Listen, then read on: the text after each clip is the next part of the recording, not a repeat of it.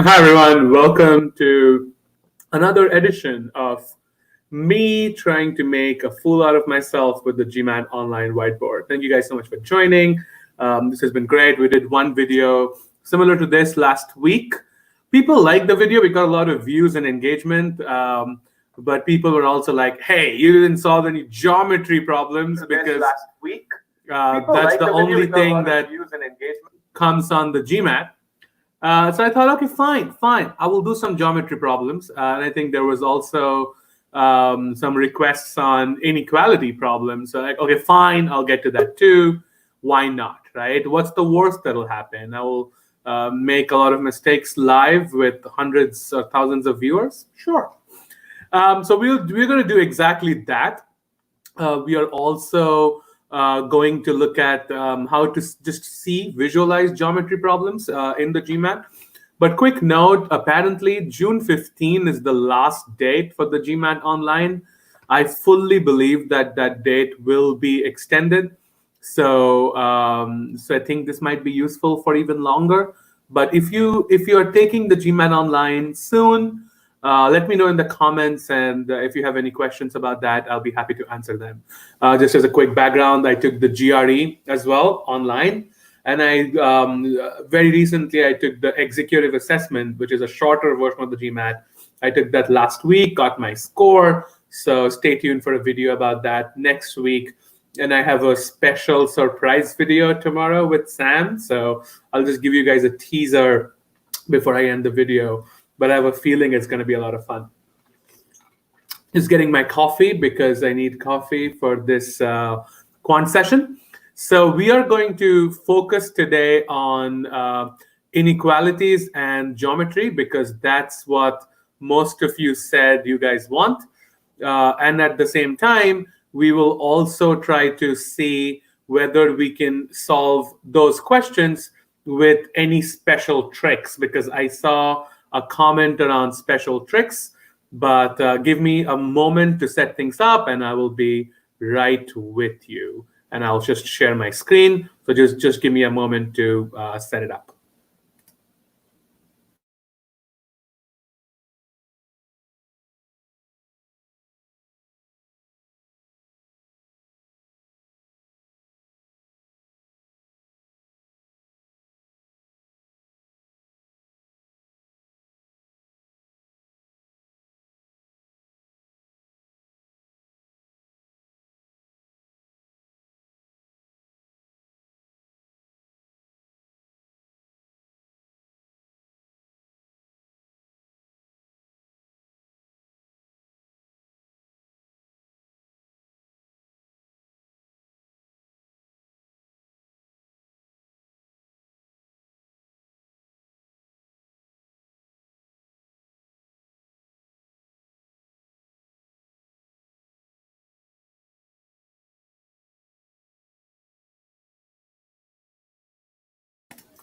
All right, so we are setting up our stream.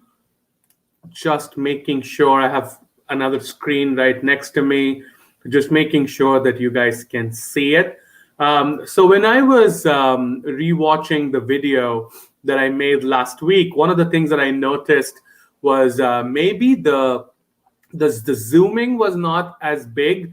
So maybe some of you guys had issues looking at the screen. So I will try to make sure that I fix the problem. All right, so as you can see, I'm at the GMAT Club test dashboard. So the GMAT Club test dashboard, just if you're new, it's a platform with really, really good quant questions and pretty good verbal questions too. So I practiced a lot from this quant section. So I used to do quizzes. So there are two modes of taking the GMAT Club test. You can take it as a quiz, or you can take it as a real practice test, right? So I used to do quizzes because that would help me get specific areas where I was making mistakes, right? So I used to do quizzes a lot. For verbal, I did do a lot of sentence correction because I just like doing sentence corrections.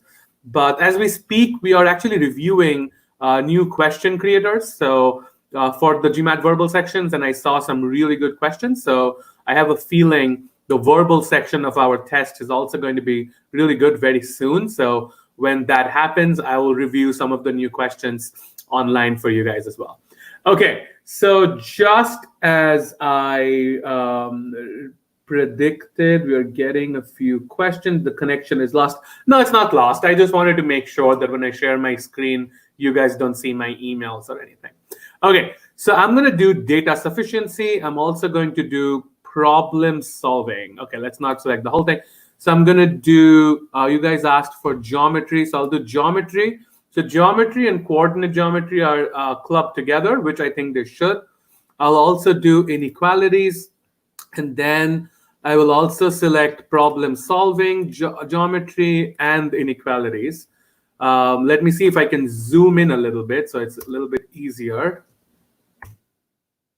Okay, so I sort of zoomed in so that it's a slightly better screen. I'm also monitoring on YouTube on my iPad so that you guys can see this.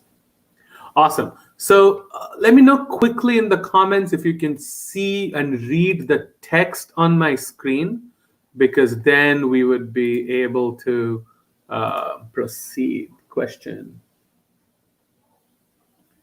Okay, so Abhijit, the GMAT Lab monitor, saying, can you please remove your image and just share the screen? Yeah, I can do that. That seems okay.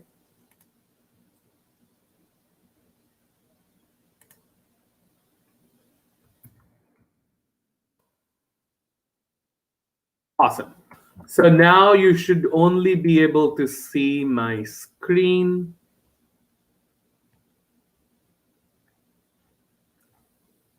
Awesome. But I'm not really sure that, I think one of the things that I like is my own reactions to really annoying questions, right?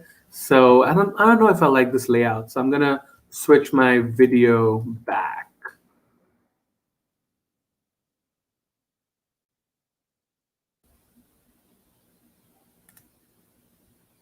This is super big. Okay, this is pretty good. So I think we should be good with this one. Okay, so now difficulty levels. So this is going to be exam mode, because so when you do exam mode, you will not know the answers to the questions, right? So you will only get the answers at the end. I want that because I don't want to know if I did a question right or wrong right after. For question pack, I will select GMAT Club General. These are all the GMAT Club created questions. They are questions created by Bunuel and BB, and they are really good at creating new questions. So include questions. I will do previously attempted because I've attempted all these questions. Most of these, like 3-4 years back, I don't remember any of them, but I want the question pool to be as big as possible. So, and then number of questions, 5, all good. I'm sort of doing a mix of different difficulty levels, right? Because I don't want to do just hard questions or just easy questions. And I also don't want a timer, right? So that's why I'm going to switch to timed mode. So because I also want to talk, right? So I want to be able to tell you how I'm feeling or some specific things. Okay, with that said, I was surprised in the exam when I realized I couldn't move my cursor in the text box through keyboard. Yes, absolutely. That is totally right. And that really bothered me. I couldn't use the arrow keys to navigate, and I had to use my mouse. That was very annoying. Okay, so just checking a few comments before I start. Awesome. Okay, sounds good. I'm going to start the quiz, geometry and inequalities. I'm a little bit nervous. Let's go. Okay, so we are starting with an inequality question. I'm going to whip out my whiteboard, right? So is x greater than 1? So I'm going to start my text box because that's sort of what I generally use. So x is greater than 1. That's the condition that we're testing. So we don't know anything about whether, x is an integer, x is a positive number, so nothing. So I mean, I want to be able to test all those cases. So statement 1 says 1 upon x is greater than -1. So 1 upon x greater than -1, like what does that really tell us? Let's say x is, I don't know, let's say x is 2, right? So if x is 2, 1 upon x, which is half, is greater than -1. So that's true. And if x is 2, x is definitely greater than 1. So I get one case where x is actually greater than 1. But let's say x is half, right? So x is half. If x is half, 1 upon x is 2. So that would mean that x is less than 1, but also 1 upon x is greater than 1. So statement 1, overall, not sufficient, right? I don't think it's sufficient. Let's go to statement 2. Statement 2 says 1 upon x to the power of 5 is greater than 1 upon x cubed, right? Okay, so I'm going to take 2 cases here. Like, let's say x is equal to 2. If I have x equals 2, then my 2 numbers are 1 upon 32 and 1 upon 8. Is 1 upon 32 greater than 1 upon 8? No, so I can't take x equals 2. Okay, let's say x equals half, right? So if I do x equals half, then 1 upon half to the power of 5, that is actually 2 to the power of 5, right? So that's 32. And 1 upon x cubed, that's 8. So 32 greater than 8. So x is half. So x is half works for statement 2. But is half greater than 1? No. So I'm getting a no so far. Okay, so now I want to try to prove that it's yes, right? So let's take a negative number. Let's say x is minus half. So if I take x as minus half, then I have minus 32 and minus 8. So minus 32 is definitely not greater. So I can't find the condition. How about something like minus 4? So if I do minus 4, again, it'll be bigger. Just the same reason, because how it was for half.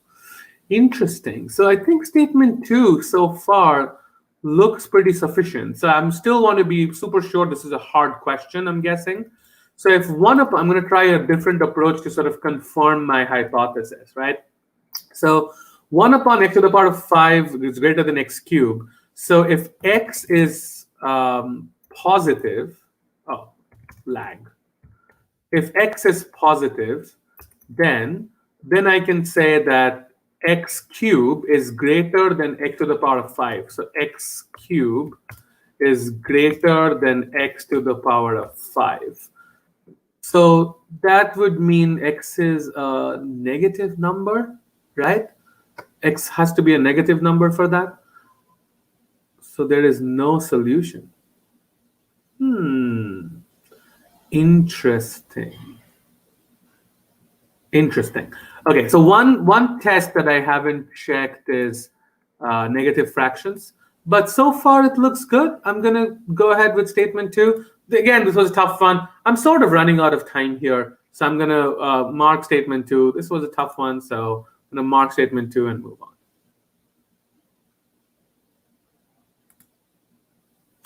Okay, so if a cube with the length, okay, geometry, are you guys happy? Geometry? Okay, perfect. If a cube with the length of the side of 4 centimeter is cut into smaller cubes with the length of the side of 1 centimeter, then what is the percentage increase in the surface area of the resulting cubes? Okay, that sounds doable. So if a cube is sort of cut, then that means the volume is going to be the same, right? So now volume of the big cube, that is 4 centimeters. So cube, so that must be 4 cube.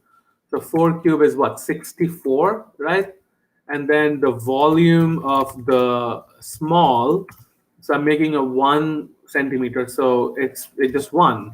So the number of small cubes, that's going to be 64. So I'm making 64 small cubes, right? And what is the percentage increase of surface area? So the surface area will definitely increase by a lot, right? So let's say surface area of the big cube, surface area of the big, that's so cube has 6 surfaces. Each of those surfaces is a square. The surface area is 6 multiplied by side square, right? So 4 square, so that's 16. So 6 multiplied by 16, right? So that's what? That's 96, right? Yeah, okay. And surface area of the small, okay, just that one is the same thing. 6 multiplied by I'm 1, so that is 6. But I have 64 of these, so total surface area is 64 multiplied by 6, because I have 64 cubes, correct? Okay, so this one is 6 times 4 is 24, 384, right? So 384. So the surface area increased from 64 to 384. So how much did it increase by? It increased by 320, right? So my percentage increase is, let me just make some more space, 64 divided by 320. So that should be my percentage increase. No, that should be 320 divided by 64. So times 100. So 16 times 20, 16 times 4, 4 times 5. So it became 500. Okay, I'm getting a lot of comments. Okay. So then, okay, I think I might be missing something. So it's, oh, sorry, it was 96 and not 64. Sorry about that. So 384 minus 96. Ah, interesting. So that is going to be 288. I hope I'm not making a mistake. 288, right? Divided by 64. So 288 divided by 64.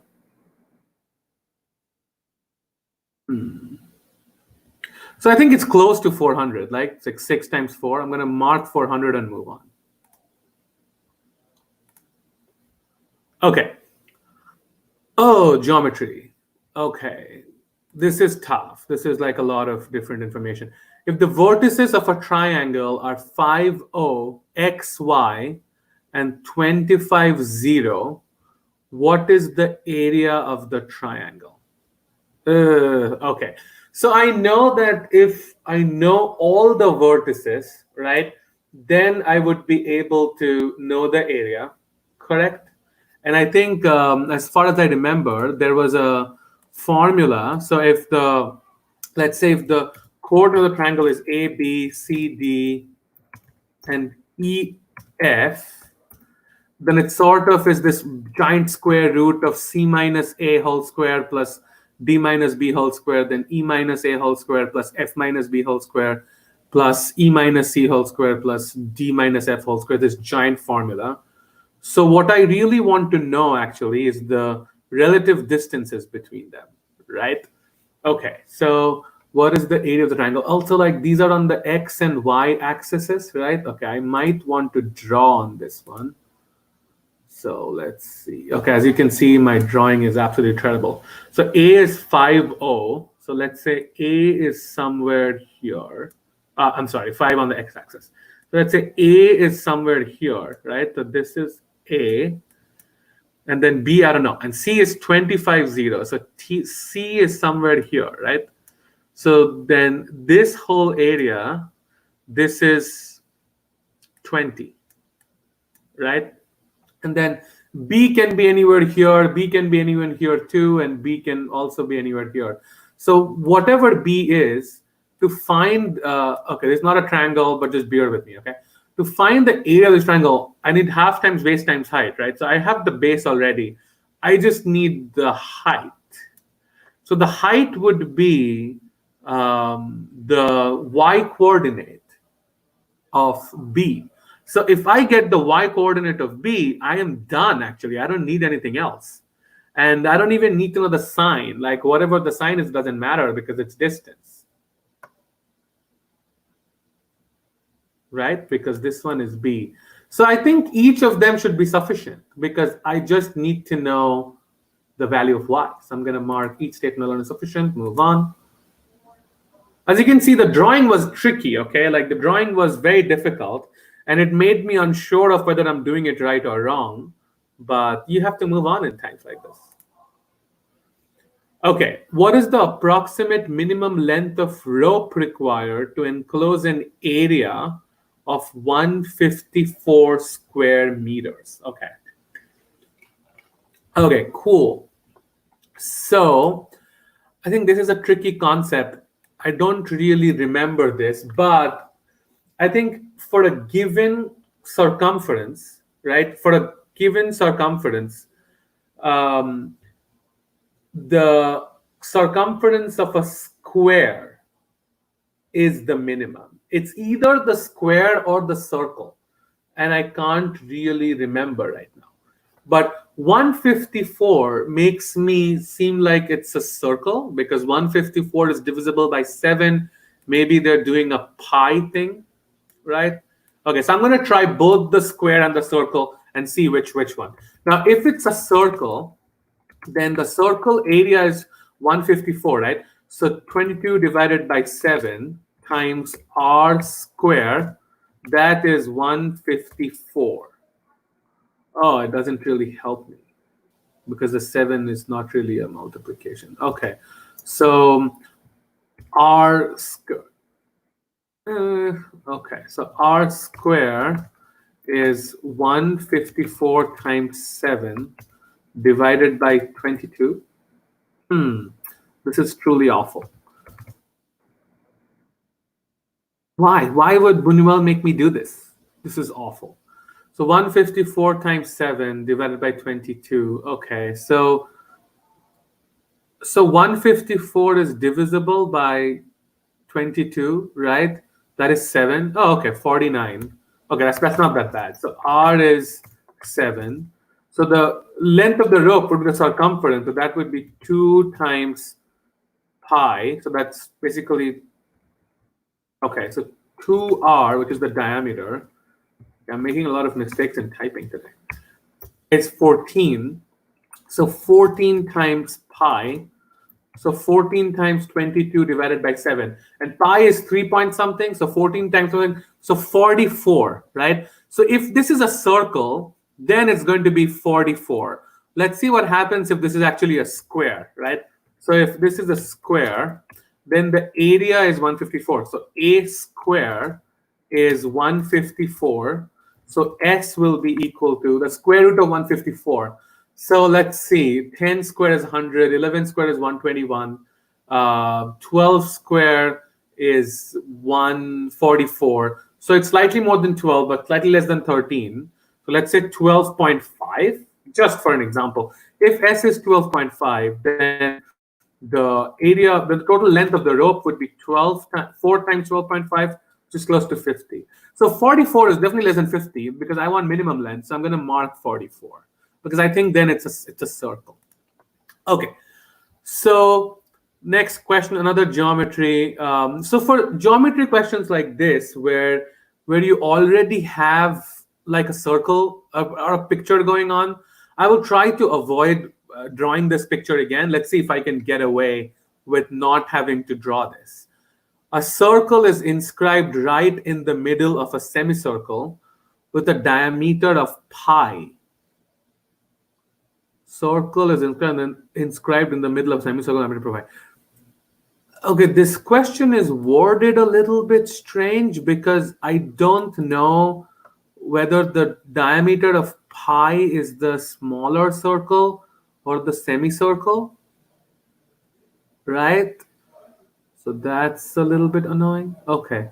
So I think it's the semicircle because it's semicircle with a diameter of pi. So I'm going to go assuming that this whole diameter, that's pi. What is the ratio of the area of the semicircle to the area not covered by the inscribed circle? Okay. So I don't want to deal with pi right now, right? I will just say that the area of the big circle is a big R, right? The radius of the big circle is a big R. So this whole distance, I hope you can see my cursor. Can you see my cursor? Okay, you can. So this whole distance, this is R. So this whole distance is also R, right? So the total area, total semicircle area, so that's pi times R square, but it's semicircle, so divided by 2. So pi divided by 2 multiplied by R square, right? So I'm going to assume that pi is equal to 3, right? Okay, let's see. I'm going to keep this like this. Okay, and the total circle of the...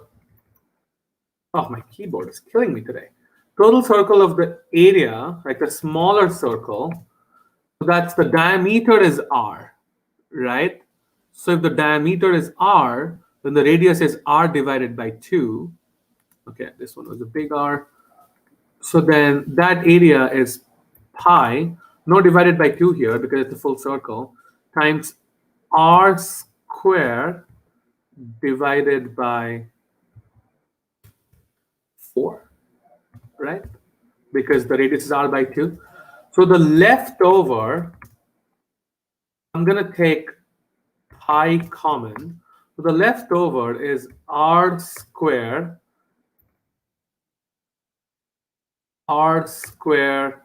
divided by 2 minus R square divided by 4, right? So I'm taking pi common, so it's R square divided by 2 minus R divided by 4. Okay, so that is, so half minus 1/4. So half minus 1/4 is 1/4. So this is pi times 1/4 times R square, right? So that is the leftover. So it's asking me for the ratio of the area of the semicircle to the area not covered by the... Okay, so it's asking me this divided by this, right? So the pi and pi gets canceled, right? So this is an R square gets canceled. So essentially, shouldn't it be just half divided by... So half divided by 1/4, right? So half divided by 1/4 is half multiplied by 4. So that's 2:1. I would say that's the answer. All right, okay. So now, before we jump on to the results, let me give you a real quick background. All of these questions were actually really challenging. None of these seemed to me like a 500, 600 level question. And I'm going to preface and say that this is not representative of what you will see on the GMAT. On the GMAT, you will see maybe like 1 or 2 geometry questions, or 1 or 2 inequality questions, or none maybe. Those tend to be a lot higher in difficulty levels. So if you get these questions wrong, and I'm sure I've made mistakes in this set because these are hard questions, but the GMAT is adaptive. So you will get some easy questions, some hard questions, and you will be at the score you're in. So don't be too afraid if you see me making 3 mistakes or 4 mistakes or 5 mistakes. And like, oh, you made 5 mistakes with the whiteboard and you got a 740, 750 on the GMAT. What am I going to get? No, your questions are not going to be just these. So I just wanted to make that disclaimer, okay? So I'm going to click next. Let's see. Okay, so I made one mistake and I answered 4 questions right. Phew. Okay, so I think this is great. I'm very happy because these were tough questions, right? So I'm going to move to the first question. I have a feeling this is the inequality on my first one, but let's check. So the GMAT Club test lets you review really well. Are you kidding me? I answered this question wrong? That is awful. Okay, clearly I made a calculation error on this one. I'm very happy that it was not the inequality question. So let's try this again, okay? I have not done this question, so let's try this again so that I'm not in a nervous test condition. So we'll see what happens. So if a cube with length of a side 4 centimeters is cut into smaller cube with the length of the side of 1 centimeter, what is the percentage increase of the surface area of the resulting cube? Okay, so let's try this one again. So I think I was making a few calculation errors, 288 or whatever. Okay, so big cube, right? Volume. The volume is a cube, right? So it's 4 to the power of 3. So that is 64. And surface area, it is 6 multiplied by 4 squared, that is 16. And 6 times 16 is 96. Okay? How small, the volume is, they have only 1 centimeter. The volume is 4. Sorry, the volume is 1. Sorry about that. So in total, I have 64 of these cubes, right? And the surface area for these cubes is 6 times 1 square. So that's 6. Okay. So now, total number of small cubes is actually 64. Right? And the total surface area is 6 multiplied by 64. So let's check that. So 6 times 4 is 384, right? So 384 is the total area, right? So what is my area increase?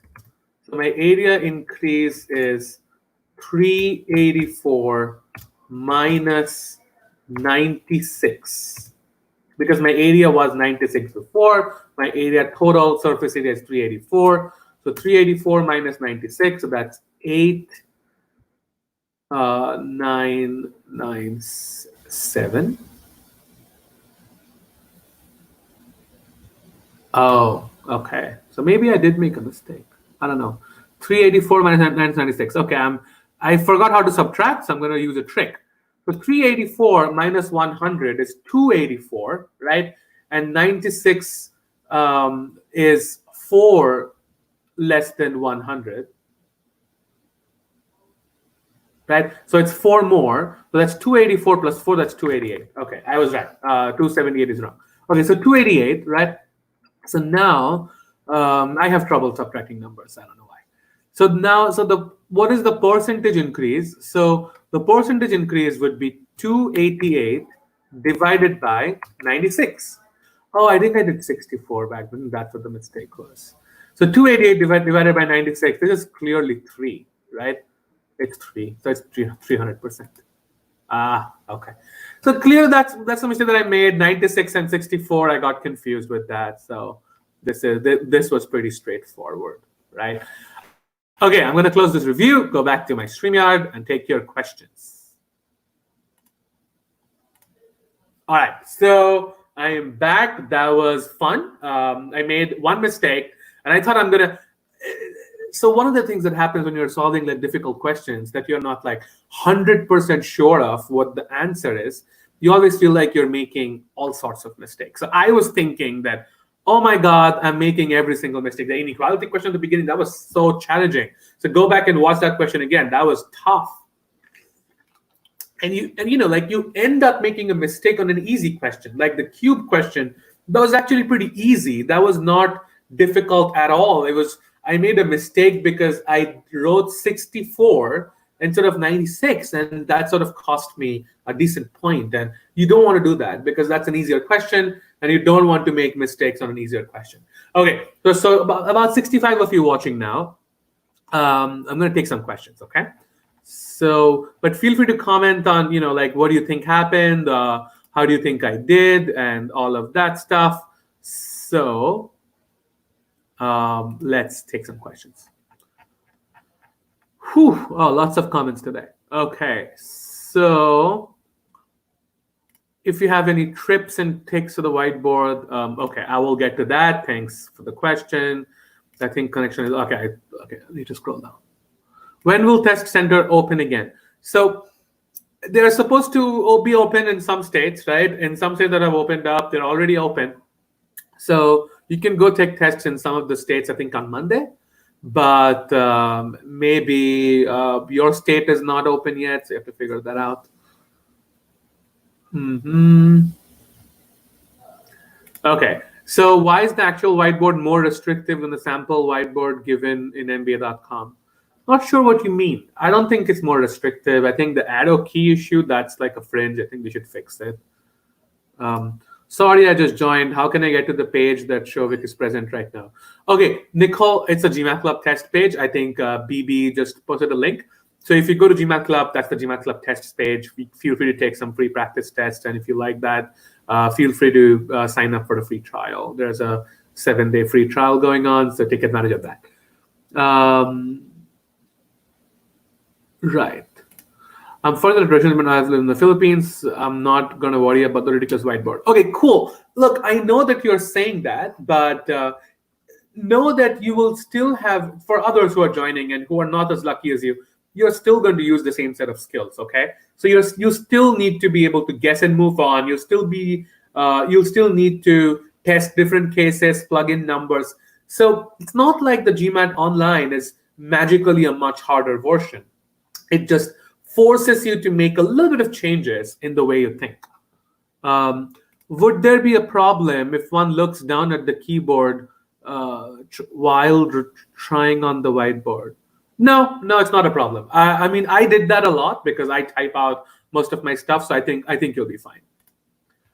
Okay, I have been practicing for the online GMAT, so I haven't even considered the AWSA. How much does the AWSA matter?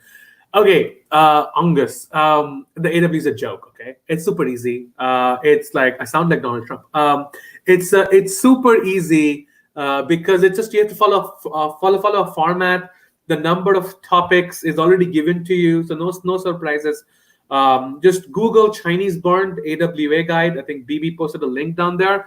That's the best guide. I mean, if you follow that guide for like a day, you'll get a 5.5. You'll get a 6. I think you'll be fine. Super easy, super simple.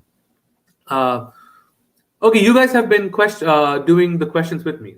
Very cool. You are very slow in calculations. No, I'm not. Okay, so here's the thing. I try to do a lot of math in my head. Okay, and I try to avoid doing that. Because when I do math in my head, I try to make mistakes, and so that's why I sort of try to write things down. No need to put values. No need to put values. You must be new in the GMAT because putting in and plugging in values is by far one of the best ways to do the GMAT.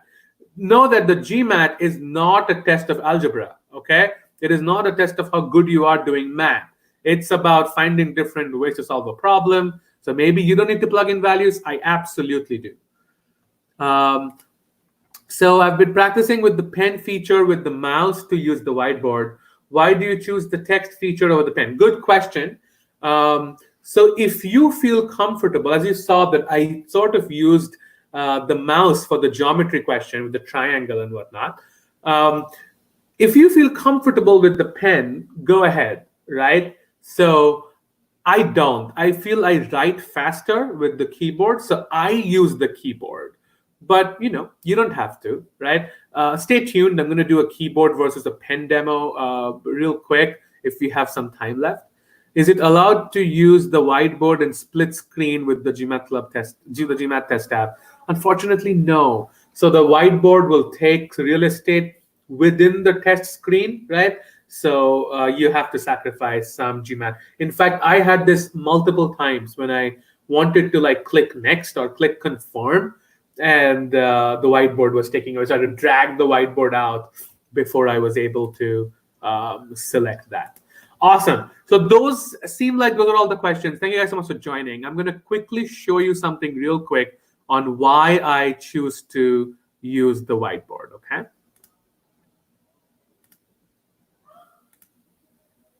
Let me quickly share my screen. All right, so I hope you guys can see my screen, right? So I'm going to do gmatclub.com/whiteboard.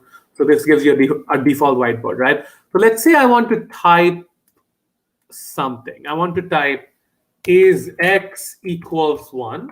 I also want to type x is a prime number, or I want to say x is equal to prime, right? So I want to say these two things. And how long did it take for me? Like 5 seconds maybe, right? So I'm going to try to do the same thing just with the pen now, right?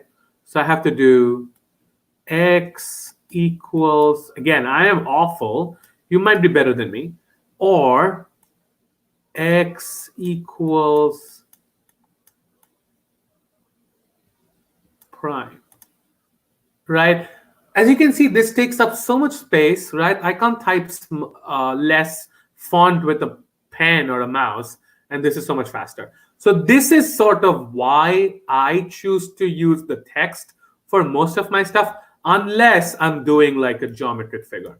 But I have a feeling that you really don't need to do geometry figures all the time. You can sort of use the figure or do something in your own head. But of course, I'm going to do more questions next week. We're going to take some more geometry questions and see how we do. So of course, that's going to happen. By the way, while we're talking about that, tomorrow, Sam and I, this is the thing that I teased at the beginning.